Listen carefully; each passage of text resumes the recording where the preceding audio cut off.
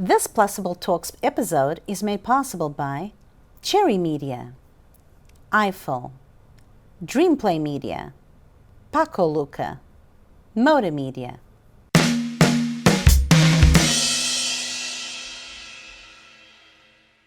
Sejam bem-vindos a mais um Plausible Talks. Eu vou estar à conversa com o meu querido amigo e um talento internacional, Bruno Miguel, um artista plástico e professor, diretamente do Rio de Janeiro, com muito amor e com muito calor carioca, diretamente do Rio para o MOCA, para quem não sabe, Museum of Contemporary Arts, portanto o museu com mais prestígio aqui dos Estados Unidos nessa área, ou talvez o maior. O maior em área dos Estados Unidos. Exatamente, e que recebeu aqui a tua exposição Defining Moments, com a particularidade de ter também a tradução em português pela primeira vez. Portanto, temos aqui momentos determinantes.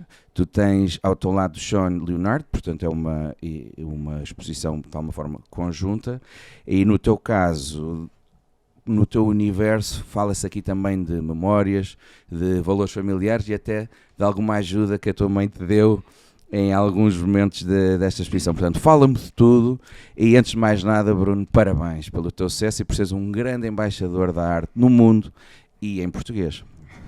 Uau, obrigado pela apresentação tão pomposa. Depois tem que mandar isso para minha mãe para ela ficar mais orgulhosa.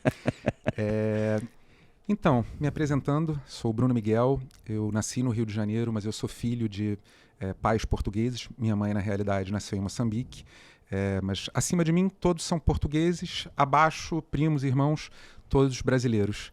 Agora a família já voltou para Portugal, minha mãe está lá com meu padrasto, meu irmão com a mulher, então agora os meus sobrinhos agora já se fechou o ciclo do Brasil, já começa a se reescrever em Portugal, meu irmão já tem filho português. Primeiro, obrigado pelo convite. Carlos eu já conheço há alguns anos, de quando eu tenho vindo muito desde 2017 para cá, para os Estados Unidos, que foi quando eu comecei a ser representado por uma galeria aqui de Nova York, e o Carlos é sempre o amigo na casa do meu primo mais bem-humorado, com as melhores piadas, então foi muito, muito bom receber esse convite, porque eu sabia que a coisa ia ser animada. Bem, falando um pouquinho mais de mim, eu sou professor atualmente no Parque Lage, na Escola de Artes Visuais do Parque Lage, que é a principal escola de artes visuais do Brasil. Já dei aula na universidade, trabalhei em escola dando aula para crianças por 10 anos. A minha primeira graduação é em licenciatura em artes, depois eu pedi reingresso na faculdade, fiz uma segunda graduação em pintura. Sempre quis ser artista, encarei num primeiro momento a possibilidade de ser professor como uma ajuda para pagar as contas, mas hoje em dia são duas grandes paixões. Eu estou há 20 anos dando aula, e por mais que a carreira de artista esteja evoluindo bem, eu não me vejo parando de dar aula, até porque eu acho que como professor eu cresço como artista, ao estar em contato com as pesquisas de outros artistas, de outros agentes do mesmo segmento que eu. Hoje em dia eu dou aula para adultos, para pessoas que ou já são artistas ou querem se tornar. Eu acho que eu acabo lapidando mais o meu trabalho, estando sempre com um olhar mais fresco para o entorno, e eu acho que isso é uma ação fundamental. E certamente, se calhar, os teus alunos até te podem dar uma certa perspectiva, porque certamente os teus alunos sabem desse teu lado do professor que é artista e pronto. Sim. Também dão dar feedback relativo. E como é que é o feedback deles? Gostam? Achas que eles são super justos? Querem ser amiguinhos do professor? Carlinhos, eu fui 10 anos assistente de um artista brasileiro muito importante chamado Carlos Ilho, e eu entendo a posição deles. Nenhum aluno vai criticar o professor, vão ser só elogios. A gente sempre está... Nossa, mandou muito bem, professor. Assim, eu não tenho como responder isso, porque eu sei que ninguém se sentiria à vontade para criticar o professor. Então, mas assim, tenho amigos que já foram alunos, que quando vão ao ateliê, eu sei que eu posso contar com um julgamento da base artística, da pesquisa, mais sincero, digamos, menos receoso de trazer uma verdade. Bem, continuando essa exposição que eu estou fazendo agora no MOCA, que é o maior museu em área de Arte Contemporânea aqui dos Estados Unidos. Foi uma surpresa maravilhosa esse convite. Em 2018, eu desde 2017 sou representado por uma galeria aqui em Nova York, Sapar Contemporary, em Tribeca, e desde então, assim, minha vida, minha carreira mudou significativamente, assim, porque primeiro que todo artista gostaria de ser representado por uma galeria em Nova York por ser a capital das oportunidades, possibilidades na arte contemporânea mundial. E desde então eu fiz uma exposição em Lancaster, na Pensilvânia, fiz residências artísticas em Vermont, em Miami, fiz em Lisboa 2 anos atrás, também, por incrível que pareça, por intermédio dessa galeria de Nova York, me levou para lá. E quando eles fizeram um solo show meu na Feira de Arte Contemporânea, na Volta Art Fair, aqui em Nova York, em 2018, em janeiro de 2018, a curadora do Massimoca viu o meu trabalho na feira, e a minha galerista, na época, queria apresentar o meu trabalho para ela, pensando num espaço que tem no museu, que é um grande corredor, que se costumam colocar obras que se relacionam com a passagem das pessoas. Mas ela, ao ver o meu trabalho e começar a conversar comigo, se interessou muito por esse lado meu professor. Por isso até que faço tanta questão de estar falando disso na minha apresentação. Porque eu estou na área do museu que tem um trabalho pedagógico, educativo mais forte, voltado à comunidade local. Então, eu acho que nunca foi tão prazeroso para mim, dentro de um museu, perceber a construção do pensamento pedagógico a partir da minha pesquisa. Nessa exposição somos eu e o Shawn Leonardo, que é um artista aqui de Nova York, mas que é de família da Guatemala e Porto Rico. Então, República Dominicana. República Dominicana, perdão. Muito obrigado. E a proposta da exposição era partir da construção das memórias coletivas, geracionais e individuais de 2 locais fora dos Estados Unidos, ou da construção familiar afetiva fora desse eixo. E aí é curioso porque eu no Brasil, eu não sou conhecido como artista pop no Brasil. Artista pop no Brasil é a Anitta. Isso é uma nomenclatura que me deram aqui, mas que, enfim, não me incomoda. Sim, se calhar porque também te associam àquela, de alguma forma, desmistificação e alguma brincadeira, porque tu também às vezes incluis figuras de super-heróis. Aliás, até usaram aqui uma fotografia muito engraçada, sim, tu como super-homem pequenino. Lá está, ir buscar esse universo familiar mais pop. Pode-se identificar ou não? É porque é mais uma questão de label para mim, assim. E eu entendo que aqui esse label é necessário dentro da construção.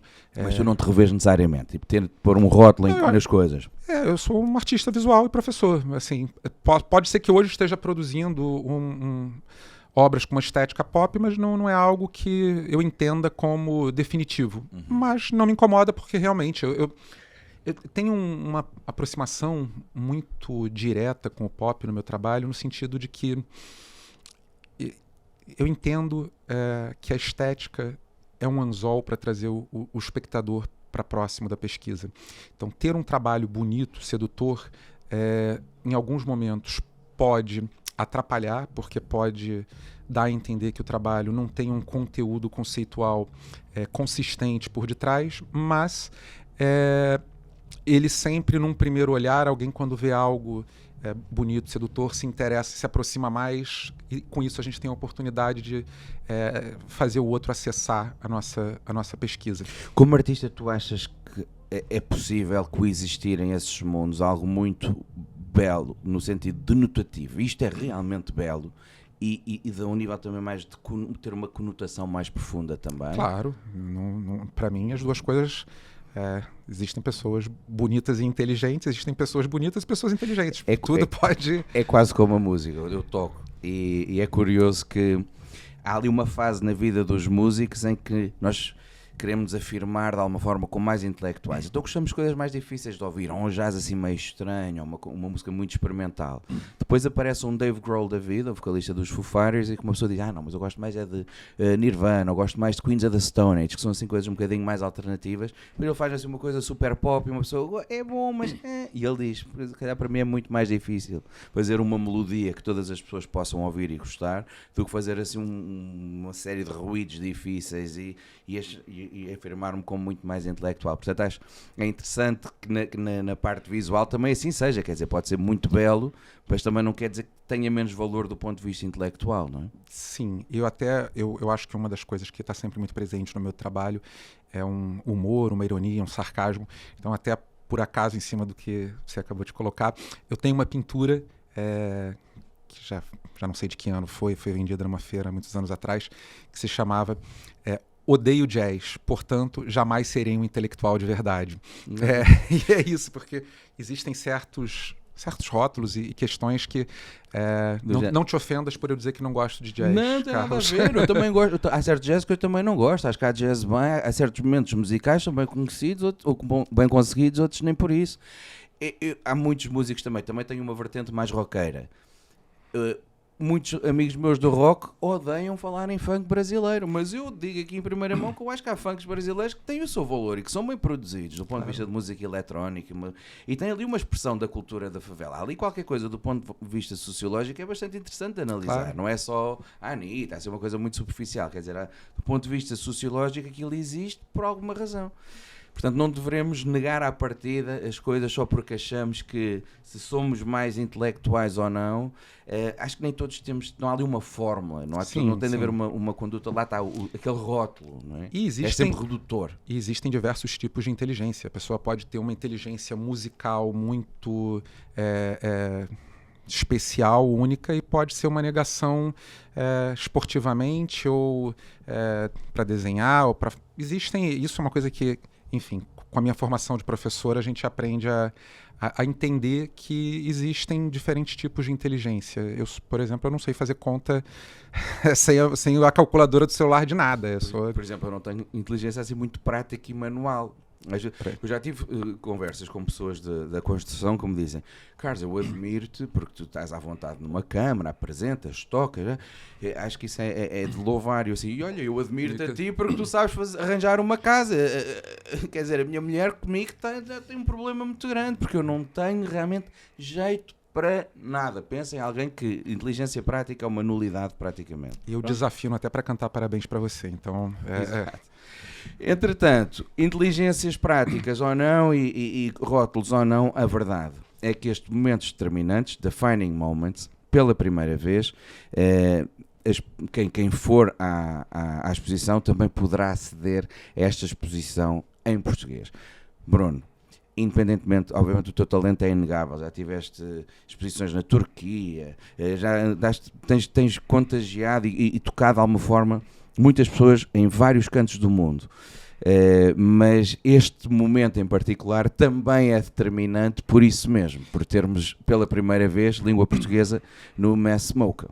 Não, para mim, assim, há anos, esse convite veio em 2018, nesse espaço que eu poderia ter a minha pesquisa apresentada e ao mesmo tempo construir um pensamento pedagógico ali junto aos professores dessa parte do museu.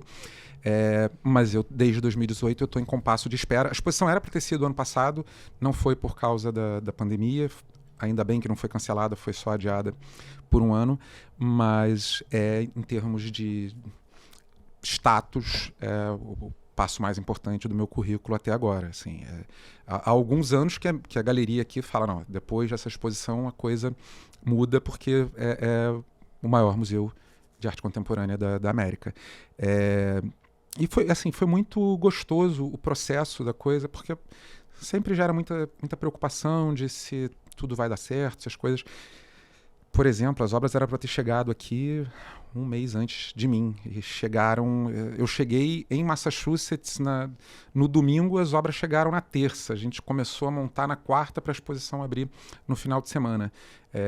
Por questões que fogem a nossa alçada, como, por exemplo, agora a guerra da Ucrânia, que fez com que vários dos aviões cargueiros estivessem sempre voltados a levar carga perecível para lá. Isso diminuiu a quantidade de aviões disponíveis para trazer as obras do Brasil para cá, e foi uma quantidade grande de obras. Foi uma tensão gigante, isso de ter mais de um mês de atraso para a chegada das obras, assim, por pouco que a gente não teve que adiar. Ao mesmo tempo, as obras foram mudando ao longo do período de conversas junto à curadoria. A gente foi desenhando o projeto de uma maneira que ficasse encaixado exatamente para o objetivo ali da proposição da mostra. Acho que o resultado final foi incrível.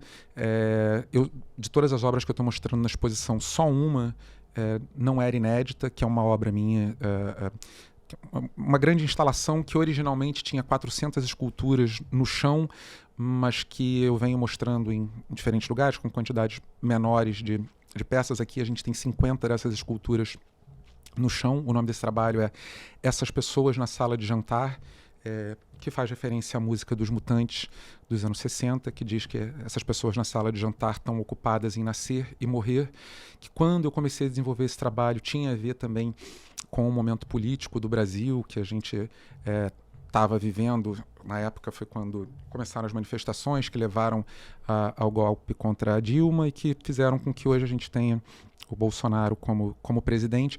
E tem um paralelo, essa música é da época da ditadura, né? E o refrão dela fala de um momento em que não se era permitido falar sobre as coisas, porque, enfim, era perigoso tocar em determinados assuntos como artista ou como jovem, estudante, etc. E essa música fala no refrão disso, né? De essas pessoas na sala de jantar estão ocupadas em nascer e morrer. Quem são essas pessoas?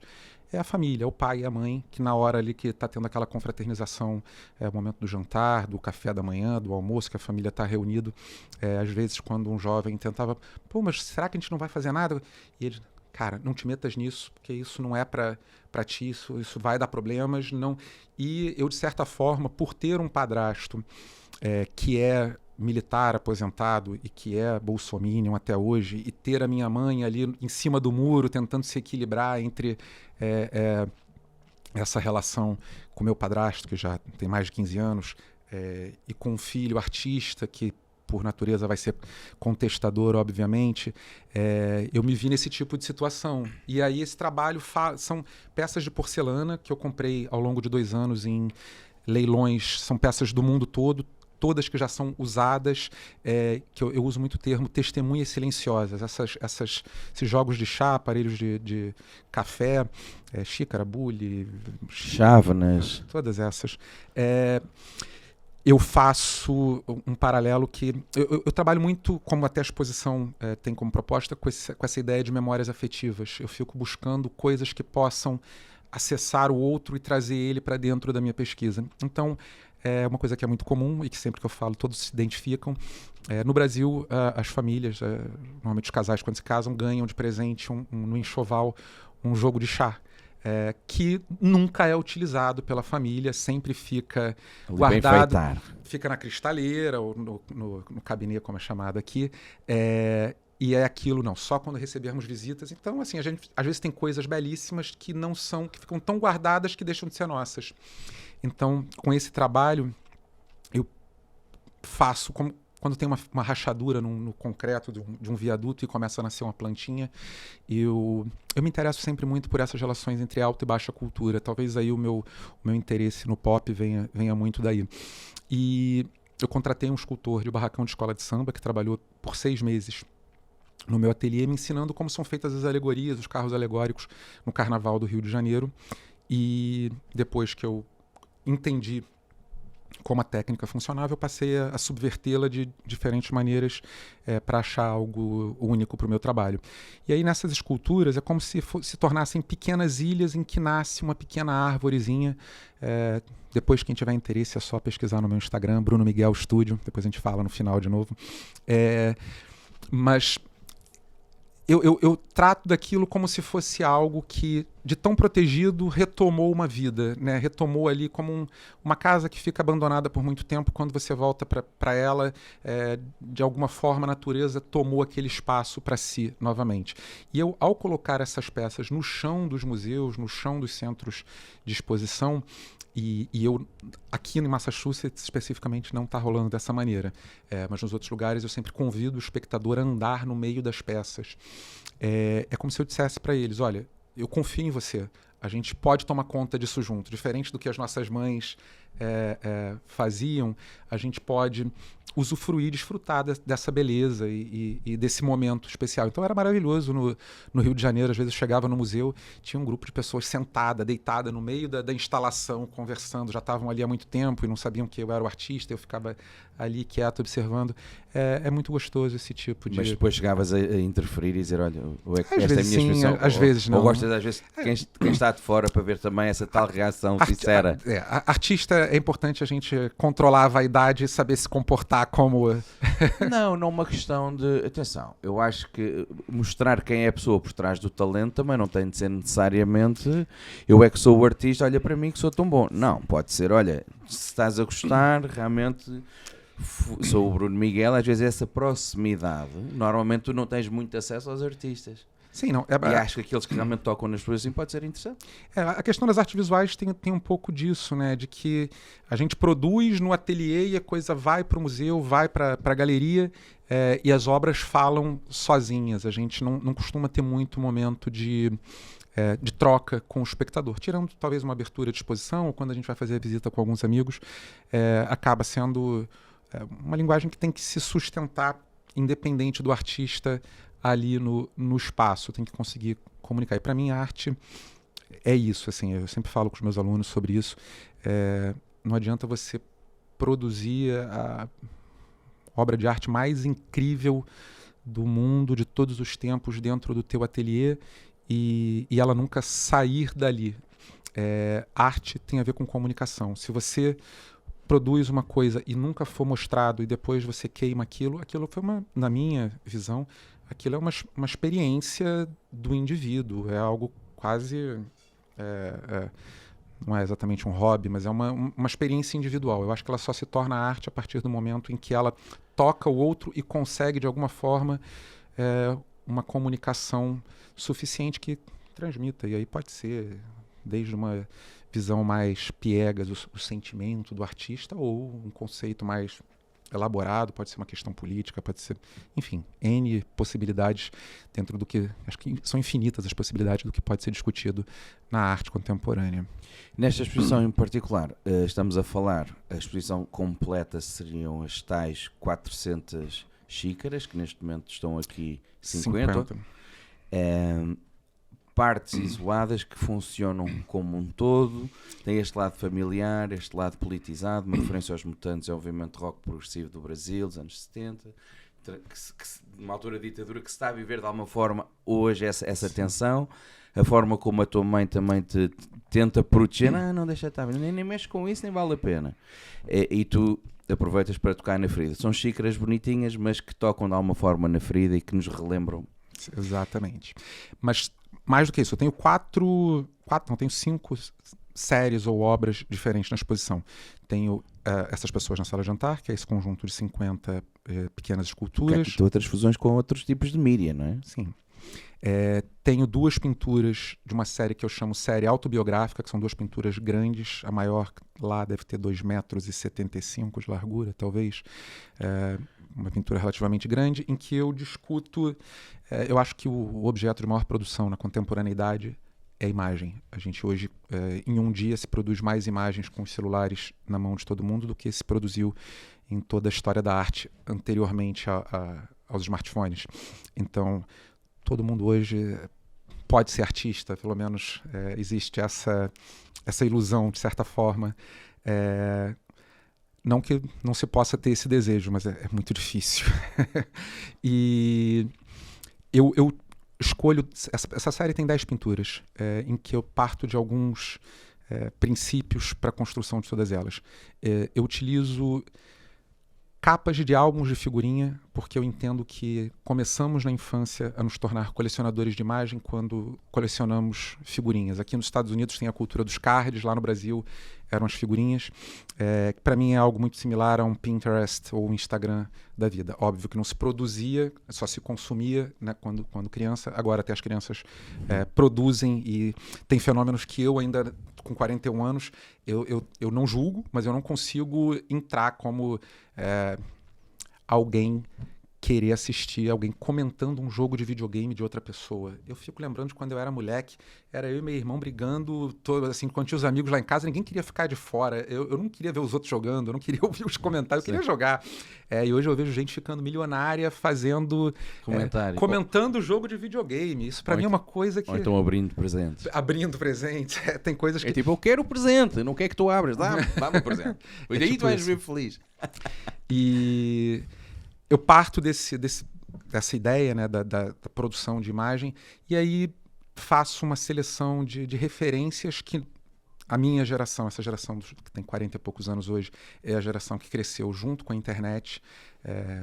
Não existia internet quando eu nasci e a gente foi aprendendo a usar junto com ela. Hoje em dia, quem nasce já nasce tendo internet na geladeira, sabe? É uma coisa que não fazia sentido na época e que eu tento investigar sempre com um olhar muito, não crítico, é entender o que é a realidade do mundo. A gente não precisa sempre estar falando mal. O olhar crítico ele pode se dar através ali de retratar aquilo e construir uma história que faça com que o outro reflita sobre, sem dizer exatamente o que é certo e errado, porque algumas coisas são claramente certas e claramente erradas, mas no geral tudo é muito variável de acordo com quem conta e quem ouve a história.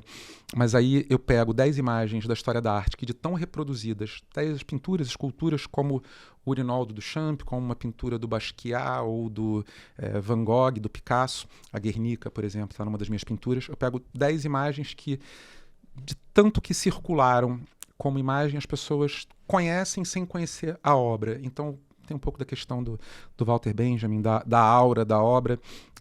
Então, de certa forma, eu faço uma problematização, uma brincadeira, uma ironia em cima disso, misturando com estampas de camiseta dos anos 80 e anos 90. O pop. E o lado bom e mal do pop. As imagens de alta e baixa cultura se relacionando, porque é isso, as minhas pinturas dessa série, elas têm uma característica muito dessa geração que cresce com a internet tendo um pensamento não linear, essa capacidade de abrir várias janelas simultaneamente na tela do nosso computador ou agora no nosso smartphone, e ter várias coisas acontecendo sem você precisar concluir uma delas antes de começar a próxima. Isso é uma coisa que para os nossos pais é muito difícil, cara. Eu tive muitos problemas dentro da faculdade quando eu tentava fazer certas coisas um pouco mais prolixas, até poluídas, contaminadas com pensamento, com muitas referências. Tinha professores que não aceitavam. Falavam, não, cara, peraí, isso não... Eu entendo o menos é mais, eu entendo que é necessário haver o respiro para depois se ouvir o grito, mas eu acho que é uma coisa muito mais natural para a gente do que era para a geração anterior. E eu tento nós vivemos numa plena era de comunicação e somos bombardeados constantemente também com muito lixo. Exato. As minhas pinturas tentam ter um pouco dessa atmosfera, quase como estar num supermercado japonês, com aquele monte de cores e bonequinhos. Eu ontem tive um aqui em Manhattan. E adoraste? Porra, eu fico num parque de diversões, cara. Eu sempre que viajo para algum país novo, eu tenho tido a sorte de, desde 2007, quase todos os anos, eu conheci com o meu trabalho, fui para Bolívia 3 vezes, para o Peru 2 vezes, Argentina, Colômbia, Chile. Dentro do Brasil já viajei para vários lugares, aqui nos Estados Unidos um monte de vezes. Fui para Portugal, mas o meu trabalho já foi sem mim para, sei lá, Alemanha, Turquia. Mas o trabalho fala por si também, e vive por si também. Exato. Mas eu chego num lugar, nos primeiros 2, 3 dias, dificilmente eu não teria ido até um supermercado local para entender um pouco de como se dá essa comunicação. Porque é isso, uma coisa que sociedade de consumo em escala global é algo que está rizomaticamente conectando todo mundo, assim. O café daqui, que se toma aqui, foi produzido no Brasil, na Colômbia ou na Jamaica. A roupa que saiu de Bangladesh, do Vietnã, da China, está sendo vestida na Argentina, no Brasil. tudo está muito conectado e existe uma falsa ideia de espontaneidade e superficialidade no pop. Eu lembro de uma parte daquele filme Diabo Veste Prada, que a Meryl Streep, não lembro o nome do personagem dela, fala com a personagem da Anne Hathaway, que estava julgando e falando, mas isso é só moda, que diferença faz? Se esse ano a moda diz que a gola das camisas tem que ser em V e ano que vem vai ser gola rolê. E aí a mulher fala, cara, não, isso é uma visão simplória da coisa, porque o que a gente determinar como a tendência, a perspectiva para esse ano vai dizer se a indústria de tal país vai ser mais ou menos acionada, se a escala global de produção para essas... para moda, para música, para cinema, para tudo Tendências. isso. Tudo é muito conectado e muito grande, influencia, é uma escala global hoje em dia, literalmente. Óbvio que a divisão dos lucros, morando num país de terceiro mundo, entendendo que como simples mão de obra produtora e não como valor agregado a gente perde muito, essa divisão dos lucros não é muito igualitária. Mas isso aí é uma outra questão.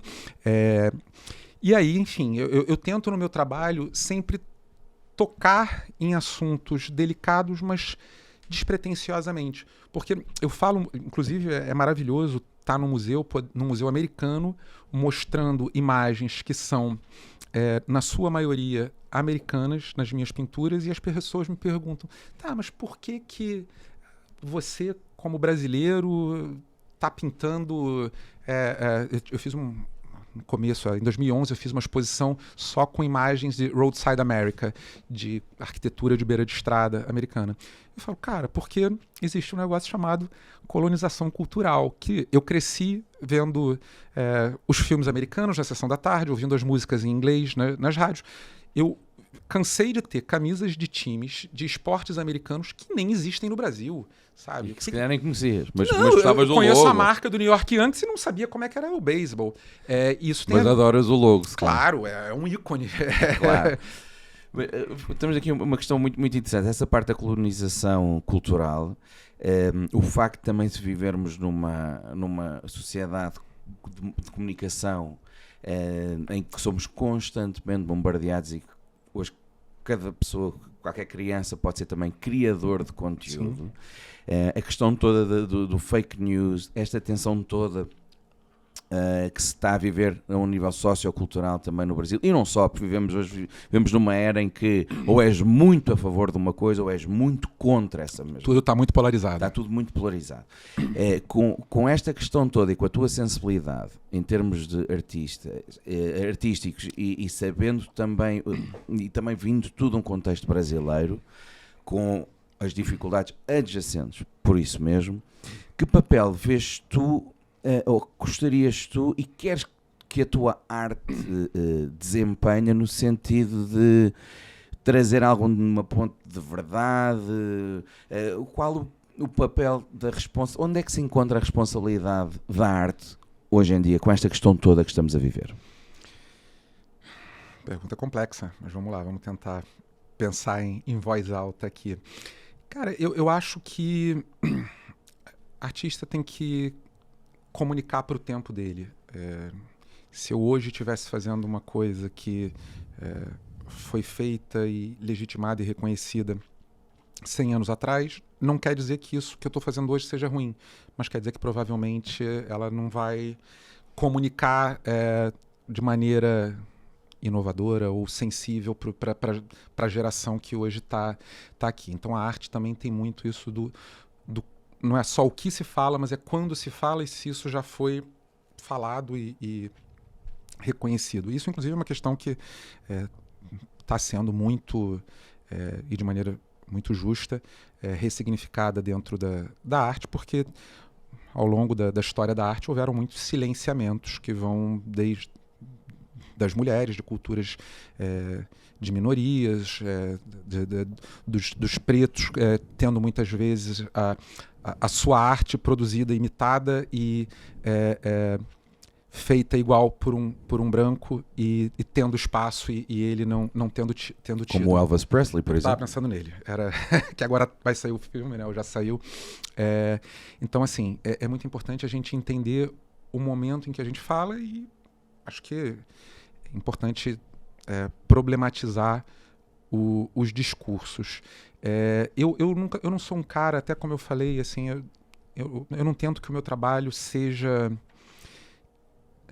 explosivo. Eu não sou do tipo que vai confrontar diretamente o outro com uma mensagem muito... E eu além de ser professor e artista, eu faço alguns projetos de curadoria, já fiz no Brasil e fora, e eu fiz uma exposição há alguns anos atrás, no primeiro ano do mandato do Bolsonaro, e é curioso porque é uma exposição que foi um projeto que foi escrito antes, 2 anos antes, que se chama Minha Terra Tem Palmeiras. Minha Terra Tem Palmeiras vem do poema Minha Terra Tem Palmeiras, onde canta o sabiá, as aves que aqui gorjeiam não gorjeiam como lá. E era uma exposição que eu participava só como curador, eu não tinha obras minhas nessa exposição, mas era uma exposição que tratava de um conceito de memória, de saudade, de impressão de como a gente valoriza certas qualidades e muitas vezes apaga alguns defeitos quando estamos distante do nosso país, do nosso local, da nossa zona de conforto aí.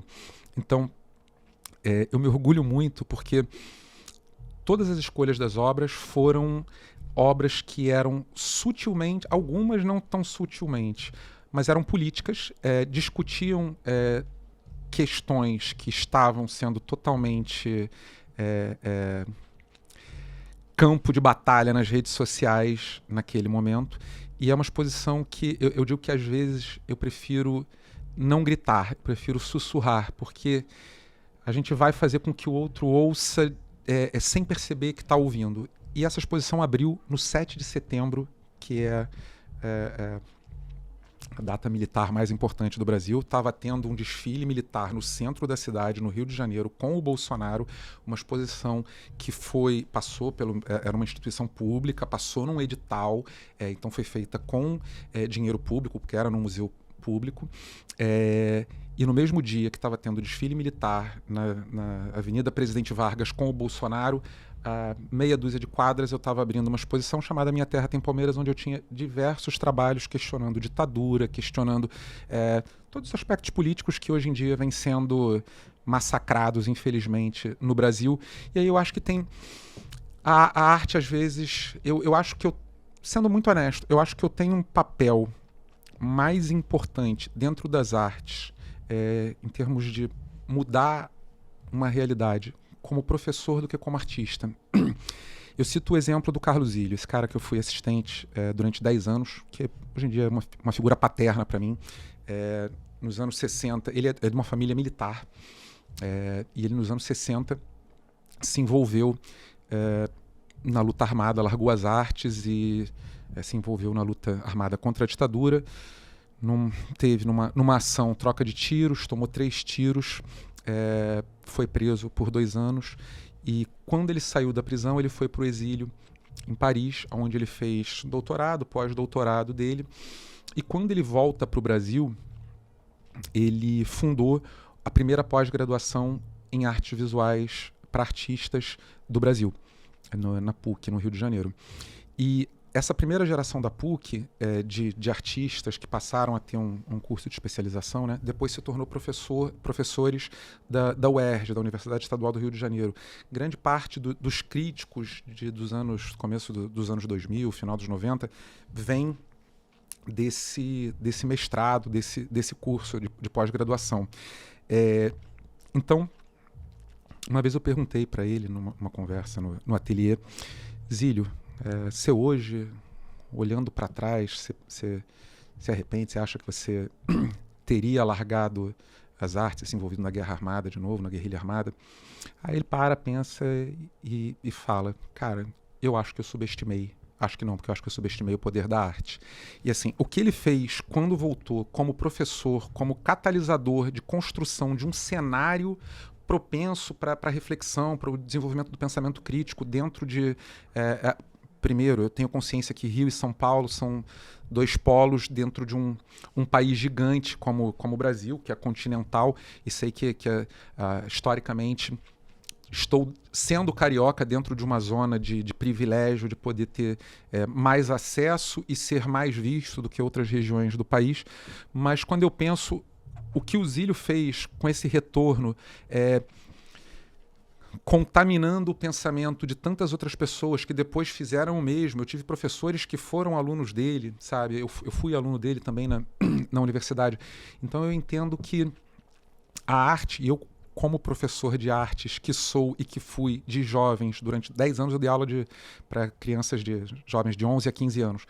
Eu sempre me esforçava para não ser um professor que desenvolve e ensina à mão. Eu sempre quis desenvolver o pensamento crítico e a criatividade dos meus alunos. Então, meu aluno não precisa ser artista, ele pode, de repente, vir a ser um arquiteto, um designer, um estilista. Mas com uma sensibilidade crítica. Exato, e com um pensamento crítico que consiga ter um poder de decisões que não seja massa de manobra, não seja gado para outros que estão acima, controlando o pensamento geral. Com esta questão toda das xícaras e esta questão toda da tensão, alguma tensão ao mesmo tempo enquanto se confraterniza à mesa, certamente que essa tensão também traz sentido quando disseste aos teus pais: olha, eu acho que vou para as artes, que se é incerto noutras partes do mundo, no Brasil, se calhar, filho, não, que isso então aí é que tu não vais conseguir sobreviver mesmo. E tu tens sobrevivido e muito bem. Fala-me um pouco desse percurso, contra tudo e todos, se calhar, ou na altura com alguma hesitação familiar, ou se tiveste sempre apoio. Olha, eu sou filho de imigrante, né? E a gente aprende que, sendo filho de imigrante, que a forma de vencer na vida é o trabalho. Minha mãe chegou no Brasil com uma mala e $50 sem conhecer ninguém. Eu jamais teria esse tipo de coragem, essa tamanha grandeza para me aventurar numa experiência como essa. Ela nasceu em Moçambique, cresceu em Moçambique, foi estudar em Portugal. Quando retornou no final do liceu para Moçambique, estourou a Revolução e aí ela não podia ficar lá, ou voltava para Portugal, ou ela pensou: não me sinto portuguesa, acho que o Brasil está mais próximo da minha realidade aqui em Moçambique do que o que eu vivi em Portugal. Meu pai também veio, é português, nascido lá, mas também veio de Moçambique para o Brasil, e são comerciantes, pessoas que trabalharam com comércio. Eu tenho quase certeza, eu acho que eu fui o primeiro da minha família de sangue, talvez tio, casado, talvez não, mas eu acho que eu fui o primeiro que fez faculdade. Minha família sempre foi uma família de imigrantes, trabalhadores, e eu fico muito feliz de não ter tido um julgamento do tipo: você tá maluco, você vai fazer arte, vai viver de quê? Mas, ao mesmo tempo, eu sempre tive muito pé no chão. Então, a minha primeira graduação foi licenciatura, porque eu tinha consciência que meus pais não poderiam me sustentar, eu tinha que ajudar nas contas da casa. Nessa época, meus pais já eram separados, já morava com a minha mãe há muito tempo. E eu sempre entendi que eu precisava ter os pés no chão, e eu demorei mais de 10 anos para conseguir viver do meu trabalho de artista. E eu digo isso muito para meus alunos: quer ser artista plástico? Tenha um emprego. Porque você não coloca sobre o teu trabalho uma demanda comercial, uma pressão para te sustentar. Na hora que o trabalho for bom o suficiente para ir para o mundo e andar com as próprias pernas e te carregar junto, maravilha. Mas até lá não coloca sobre ele a pressão de ter que pagar as contas. Não, até podes correr o risco qualquer dia já nem gostares da tua arte e não, só estás... Não é? A gente nunca tem que fazer aquilo que está vendendo. A gente tem que fazer algo que seja tão bom que o mercado entenda como é que eu pude ficar tanto tempo sem ter isso dentro do meu universo. Eu acho que a mentalidade do artista tem que ser essa, sempre de não fazer o que o mercado espera, mas sim ter o compromisso com o seu tempo, com a sua pesquisa. E assim, meu caso é engraçado porque eu nunca fui bom em termos técnicos, manuais, assim. Eu não sabia desenhar, eu não sabia pintar, eu era bom jogador de futebol. Meu irmão vai dizer o contrário, mas eu me achava um bom jogador de futebol. Melhor que ele. Muito melhor. Só que aí depois que eu estourei o joelho todo, acabou essa brincadeira. Mas eu até os 18 eu queria ser ator. e fiz teatro dos 12 ou 13 até os 18. Só que eu tenho uma coisa que é uma bênção, que é um sentido de autocrítica muito honesto. E eu percebi que eu era um ator muito ruim. Realmente eu não poderia ter aquilo como profissão para o resto da vida. E nesse momento eu me vi, assim, estava terminando o 2º grau, falei, cara, não vou fazer faculdade de artes cênicas, mas quero alguma coisa que eu possa lidar com criação, com criatividade. E sem saber desenhar, sem saber pintar, falei, cara, quero fazer artes visuais. Não sei o que vai ser, mas me interessa, vou me jogar nisso. Com 17 anos fui me inscrever em curso de desenho para passar na prova de habilidade específica da universidade. Passei ele raspando, logo que entrei na faculdade fui reprovado em desenho 1, e eu cito isso como um capítulo importante da minha história porque exatos 11 anos depois eu estava voltando para a mesma sala em que eu tinha sido reprovado como professor naquela universidade dando aula de desenho 1. Porque é isso, assim, a vida dos meus pais me mostrou que trabalho é trabalho. A gente tem que... Eu nunca encarei a minha profissão com glamour excessivo. Eu entendo que é maravilhoso o momento da abertura, que a gente está ali, copinho de champanhe, todo mundo batendo nas tuas costas, falando, que maravilha, tu és tão talentoso.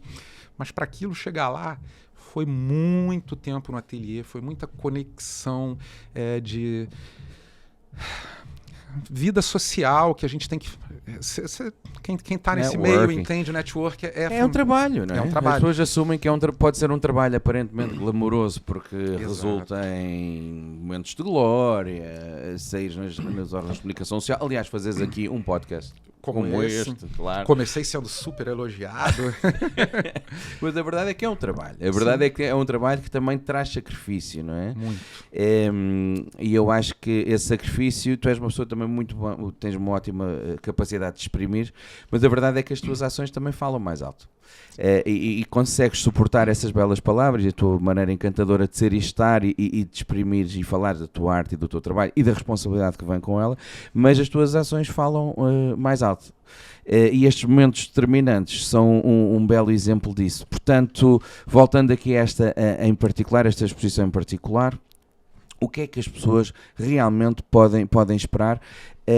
E aqui também houve aqui uma mãozinha, uma ajudazinha da tua querida mãe, que tem sido a tua fã número 1 desde sempre. A maior incentivadora. Inclusive, já fiz a promessa de que se vender bem na exposição, que a exposição, as obras não estão à venda lá, mas sempre a galeria vou pagar a passagem para ela vir de Portugal ver ao vivo a exposição em Massachusetts.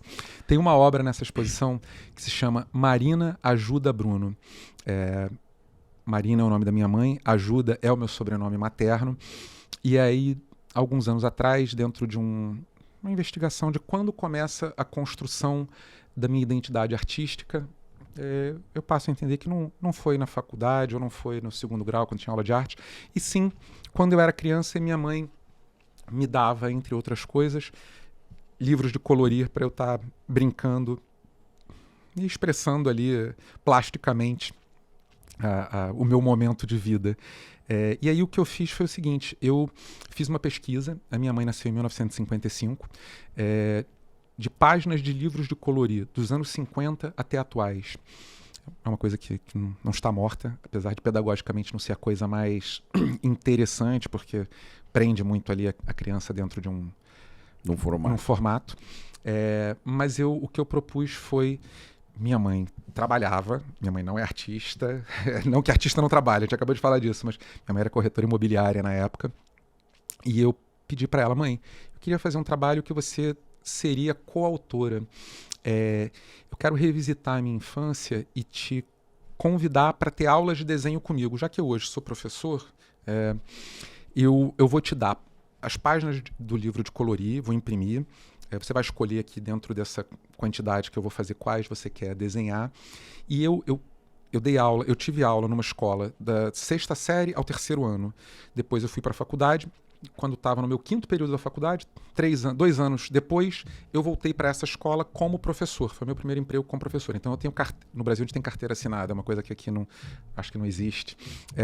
Mas eu sou professor desde os meus 21 anos de idade, desde que eu estava no 5º período da faculdade, no 5º semestre.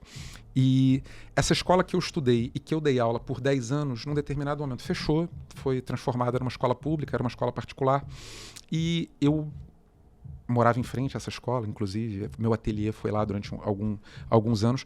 Eu trouxe comigo algumas coisas da escola porque tinha uma ótima relação com o dono e tudo iam se desfazer de tudo. Então eu trouxe minha mesa de professor e a cadeira, trouxe alguns livros da escola e trouxe as cortinas do teatro do auditório dessa escola comigo.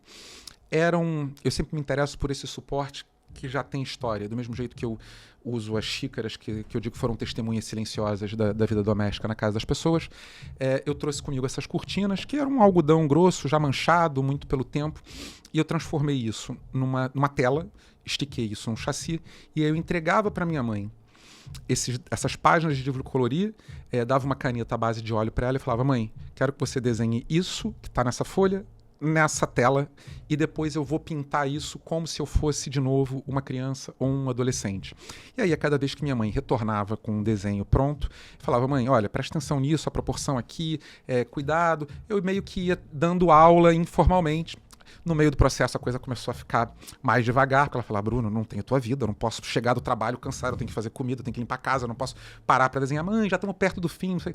No total são 21 pinturas, que eu digo numerada como lição 1, lição 2, lição 3, e que eu apresento aí o que eu digo que é uma pedagogia do afeto, um momento de revisitar essa minha formação artística junto com a minha mãe. Ela é coautora das obras, os desenhos que estão pintados lá foram feitos por ela. É magnífico ver o primeiro desenho, como ela desenhava, e é muito engraçado estar com ela. Evolução. Foram 16 meses até o trabalho ficar pronto.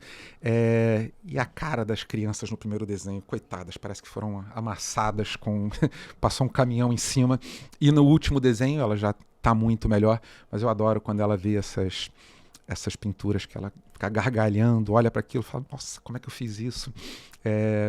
E aí esse trabalho se chama Marina Ajuda Bruno. E como é que ela se sente com esse trabalho?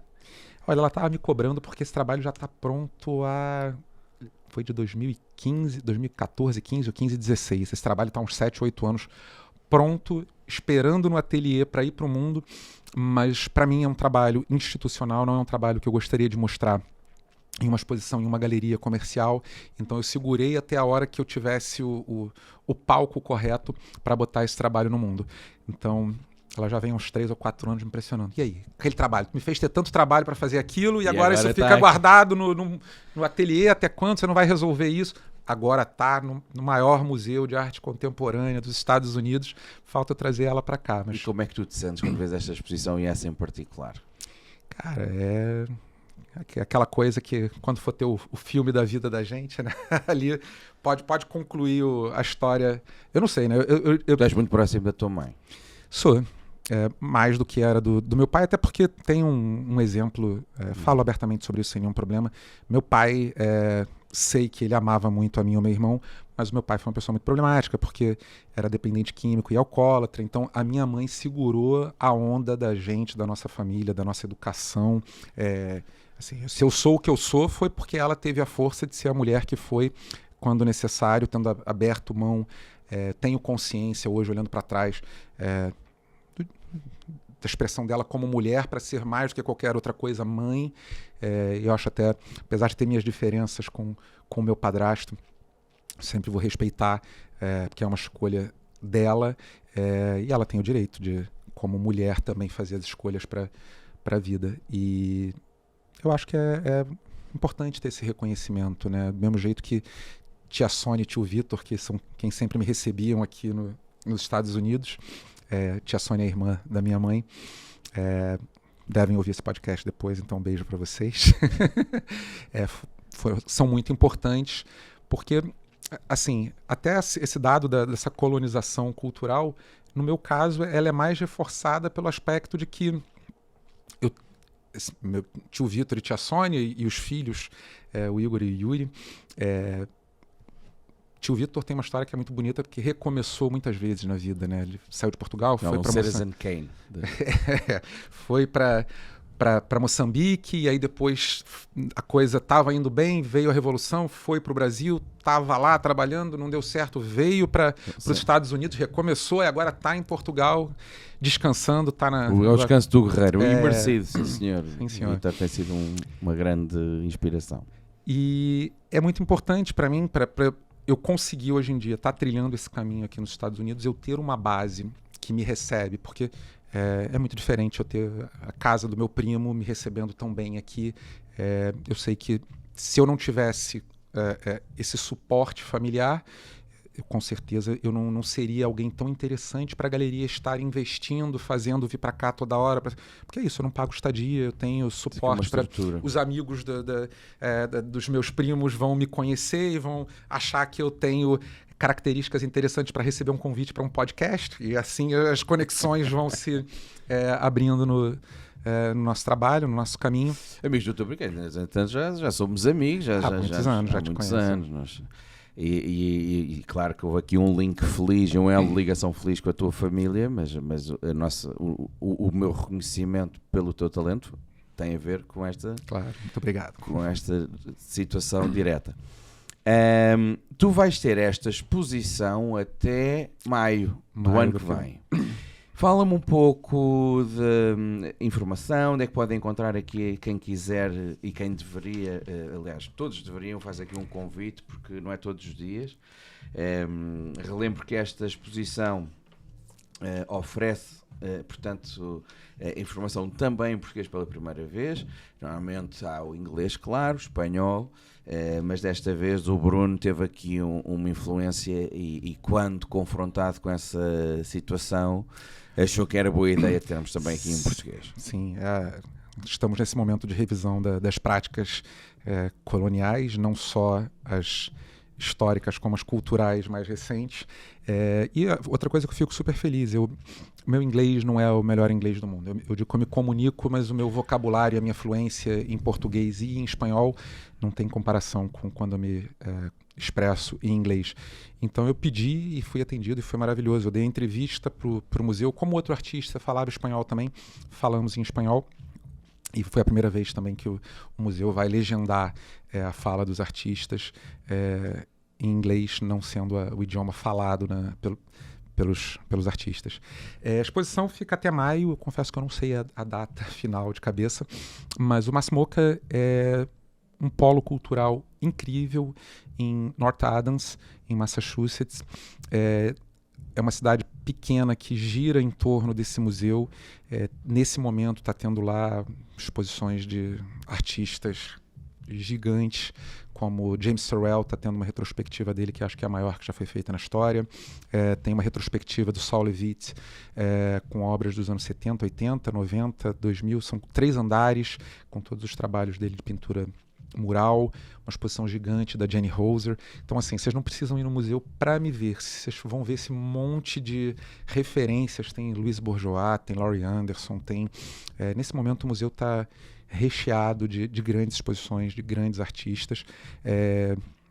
Fico feliz de estar na companhia desses ícones da história da arte. E...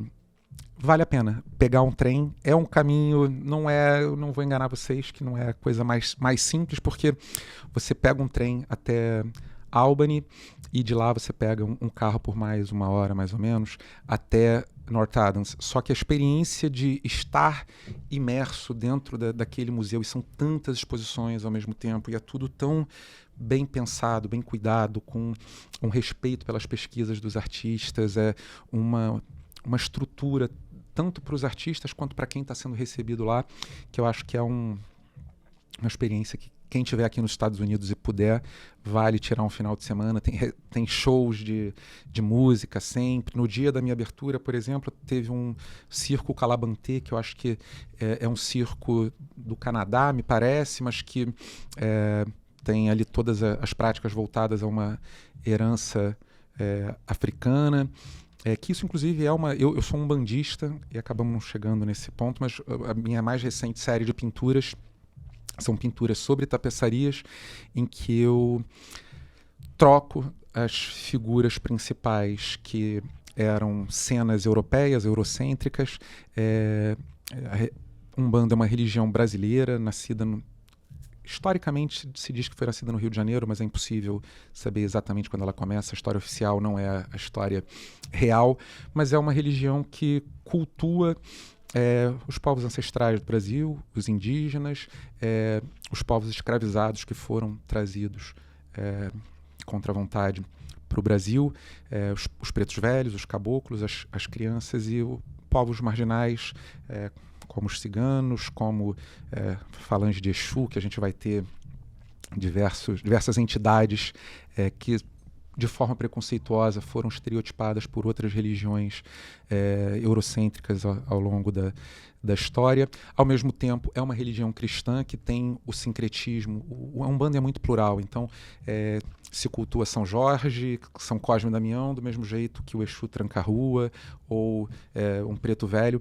E eu coloco nessas minhas pinturas, que são sobre tapeçarias antigas, esses, entre aspas, personagens que eu tento trazer para eles o protagonismo de terem sido silenciados dentro da construção histórica dessas narrativas brasileiras e latinas durante tanto tempo. É um trabalho também que venho trabalhando desde o começo da pandemia e que tem tido um retorno muito, muito interessante. Falando em eurocentrismo, tu já estiveste em Portugal, agora a tua família fez o sentido oposto e agora vivem em Portugal.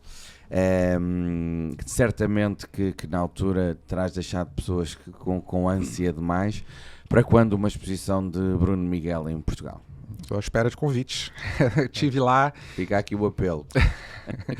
Curadores da arte em Portugal, Bruno Miguel. Então, eu estive lá. Merece voltar. Há 2 anos, convite da Inês Vale. É uma curadora muito, muito incrível, que eu tive a sorte de ficar amigo depois da experiência. Fiz uma residência artística no Centro Cultural Espelho d'Água, em Belém. Fiz uma individual lá também. Foi ótimo para mim, porque eu tinha ido para Portugal criança, com 3 anos, e voltei quase 35 anos depois. E foi muito bom até para fechar, de certa forma, um ciclo, porque às vezes eu sou aquela pessoa que às vezes vai falar como brasileiro e ouvir como português, às vezes vou falar como português e ouvir como brasileiro, porque eu estou vivendo no Brasil, mas com uma família. Eu estou tratando de práticas decoloniais dentro do meu trabalho, em algumas séries, mas eu tenho consciência de que eu sou filho de imigrantes, entre aspas, o colonizador. Então, é legal estar no centro do furacão para conseguir entender todos os lados, todas as perspectivas da construção narrativa histórica associada a esses pensamentos. E é muito legal no sentido também de... Eu sou próximo da cultura portuguesa mesmo sem ter estado lá. E foi incrível andar pelas ruas. Eu sou apaixonado por azulejos. Depois que eu voltei para o Brasil, eu fiz uma obra na minha casa e revesti tudo com azulejos portugueses, assim, não reais, não produzidos lá, mas com aquela estética dos azulejos azuizinhos portugueses. Eu tenho um encantamento muito grande pela porcelana portuguesa, pela azulejaria portuguesa. E sim, adoraria voltar fora de um momento de pandemia, que foi quando eu estive lá, que foram 2 meses incríveis, mas eu sinto que o trabalho não teve, a exposição acabou não tendo o retorno, porque não teve praticamente visitação, né? Assim, pouca gente estava saindo, e acho que tenho muito a investigar e construir dentro da minha pesquisa e da minha carreira, explorando essa vivência de estar em Portugal. Estamos a aproximar-nos do fim. Gostarias de deixar aqui um apelo para a nova geração de artistas brasileiros, portugueses, atendendo também à responsabilidade da arte de uma forma breve? Apelo? Não, isso é muita responsabilidade. Eu não tenho. Acho que é isso. A gente tem que... Cara, eu acho que o meio artístico ele é sempre muito crítico, e muitas vezes são vistos como perigosos por isso, no Brasil, a gente vive essa situação nos últimos anos, de os artistas viraram os inimigos do governo, através das fake news, viraram os inimigos do povo, sendo que, na verdade, acho que a nossa intenção nunca é essa destruição, é, na verdade, a construção do pensamento. Então, acho que se eu posso fazer um apelo, continuem sendo perigosos, continuem causando medo em quem oprime, continuem sendo vozes capazes de construir novas perspectivas de beleza, perspectivas políticas, estéticos, sociais. Eu acho que uma coisa que o artista pode sempre fazer é preencher esses espaços. O artista, eu acho que ele age entre o design e a arquitetura, entre a política e a comunicação. Eu acho que o que a gente faz não precisa ter em si um objetivo prático, mas tem que ter um objetivo de contaminação, de construção reflexiva do pensamento do outro, refletir sobre o passado, construindo um futuro melhor, entendendo como se deve comunicar no presente. Acho que é mais ou menos por aí. É uma grande responsabilidade, sem dúvida. Falámos numa situação que vivemos agora, uma realidade de muito lixo de comunicação, mas a era da comunicação também traz coisas boas, uma delas o acesso que se tem hoje em dia também aos criadores e este network que se vive, que já não nos prende só às fronteiras locais do nosso bairro. Portanto, quem quiser saber mais de ti, onde é que te pode encontrar? Olha, brunomiguel.com.br, meu site. E o Instagram é sempre algo que é mais dinâmico em termos de atualizações. O meu Instagram é @brunomiguelstudio, facinho de achar. Acho que sim, foi uma bela conversa, foi ou não foi? Adorei. Obrigado por teres vindo aqui ao nosso querido Plussable Talks.